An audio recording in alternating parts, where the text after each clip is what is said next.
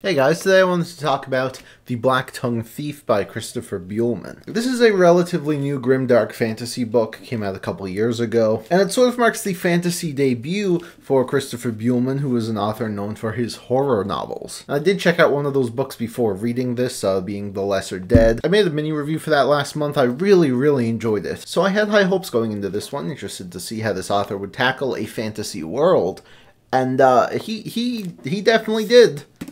I said this in my Blade Itself video, and I'm gonna say it again here, that this takes place in kind of a normal fantasy world, and of course what I mean by that. Medieval setting, multiple different countries and factions, a lot of political turmoil, and this leans even more into classic fantasy with different races. You have goblins, giants, witches, and a very robust magic system. This is an adventure story that follows our main protagonist, Kinch, who is a professional thief from the land of Galtia, as he travels west to a country that is currently under siege by giants. And he is accompanied by Galva, a mysterious warrior with an unknown past, as well as a little blind pussycat he picked up named Bully Boy. Now, the reasons for going to this place aren't immediately clear, but in typical fantasy fashion, they will meet a whole bunch of people, go to all these wild different places, maybe pick up a few party members, and of course face many challenges along the way. Not gonna get much else into the plot because a lot of it is very intentionally under wraps. You don't really know a ton going into this one. So you're not the most original or unique setup or premise you'll ever see, but it's more often about how the author, uses these tropes and how they craft their own unique take on a story like this. And I think Christopher Buehlman pulled it off pretty well. As you can see, this is not a super long book, but I think he did a really good job fleshing out this world in such a short amount of time. It's told in a first-person perspective through Kinch, and all of our world building and exposition is sort of done gradually. There's never a moment where he just, tells you everything you need to know about a certain thing, because that wouldn't really make sense or be in character for how this story is told. Instead, we sort of just learn about things as they come up through conversation or through events happening. And that's how this book sort of eases you into its world. It is a bit confusing at first, because they're just sort of talking about stuff, and of course there's all these different made-up terms, all these different made-up countries, and because they don't explain things as they are mentioned, you can kind of get a bit lost, but you do piece things together, and as the book kept going, I became pretty invested. And the world itself, while yes, it's nothing completely original or new, I do think it has a lot of fascinating mythology and lore. We pick up many years after this long war that was fought between the humans and the goblins, and it completely devastated the land. A detail I really liked about this world is how, in these goblin wars, pretty much all of the men have died. It's extremely rare to see a man of a certain age range. Kinch, being in his early 20s, was, just young enough to not go fight in these wars. And he's the oldest dude you'll usually see. So pretty much all of the positions of power in this world and all of the professions are held by women, which is something you almost never see in a fantasy world, because they always, sort of revert back to the old sexist ways of the past. But because of this big war, this society was sort of forced to not do that, which I thought was a unique twist on things. I also think the magic system here is really cool and very odd. And I think discussing it a lot would sort of give away a few things about the plot, so I'm just gonna leave it at that, but I did find it led to some very clever twists. After reading 2 books by this author, I think he is very great at building up atmosphere. Not only does he present us with a pretty classic but interesting world, but through his prose he really populates it, makes it feel lived in and alive, and I had a really fun time exploring it with the characters. And as the book continued, I continued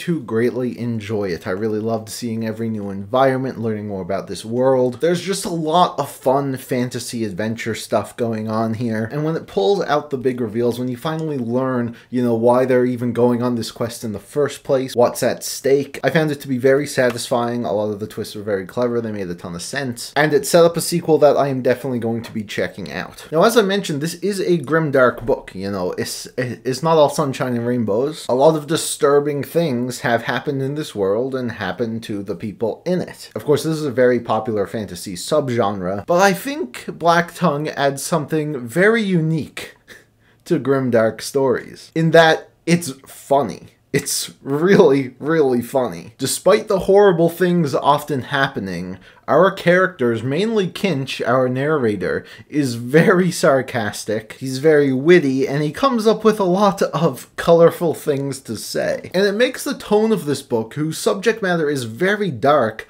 a lot lighter. And I do think it is for a good reason. The humor of the book doesn't really get in the way of the action or the serious moments, and I really just think it was a nice little compliment, which made a lot of the downtime in this book a lot more enjoyable. I don't think this book was perfect though, I do have a few criticisms, and it's mainly in the character department. I do think that Kinch was fantastic, of course, you know, being the main point of view, we get to know him very well, but where the book is so short, it doesn't give us a ton of time to spend with all of the other characters, and there are a good bit of them. Most of the villains, while cool and intimidating, are a bit one note, and while I did generally like every member of their traveling crew, I also thought each of them could have used a bit more development. The one who probably comes closest to Kinch is Noragal, a witch who follows them. I thought she was a pretty good character, though I still would have liked to see a bit more of her. Malk is a character who is very weird to me, because the way they set him up, it makes him seem like he will have a much more important role than he actually does. So I was really confused with the direction his character took. And of course there is Galva, who I really enjoyed. You know, she's very mysterious and stoic. Her personality doesn't really mesh with any of these characters at all, which sort of added to the humor of things. But for how important she was to the plot, we really don't learn much about her at all. So it did make it a bit harder to connect with, you know, her side of the story. That being said, the next book in this series is actually not going to be, you know, the sequel to this one. It's actually going to be a prequel that follows Galva from her point of view, which I think is excellent and exactly what this series needs. I feel like if the books stay at this quality, Galva will definitely become a character I grow to like. But for now, this book didn't really give me a huge reason to care about her. But all things considered, I thought this book was an absolute blast, a really fun and fresh read. It felt comfortably familiar, but added a lot of its own unique elements as well. And I gave this one 4 stars. It's worth noting though,